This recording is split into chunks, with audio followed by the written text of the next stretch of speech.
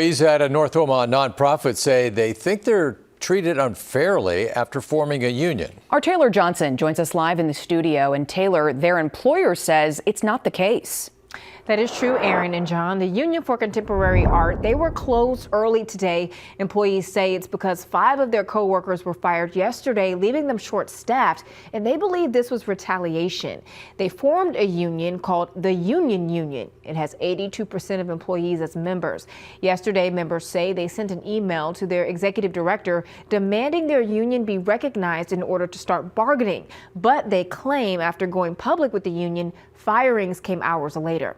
As a result, employees say it was hard to get things done with less workers today. And they tell First Alert 6 they started the union to create solidarity and hopefully have more of a voice. There's also a list of demands. We want to hopefully reinstate our coworkers who were let go. We would also like to have a seat at the table in further decision makings about how the union is run. We'd also like to just make sure that the culture that we have worked really hard to create at the union stays in place.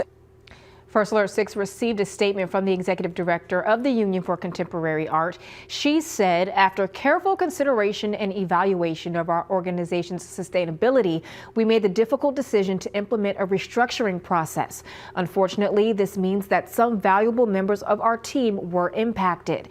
With regard to any suggestion that any of these steps were taken as a result of a labor union, this is simply not true. Any notice related to some employees' interest in union organizing has come following these decisions. You can find her full statement on our website, firstalert6.com. In the studio, Taylor Johnson, First Alert 6. More tonight.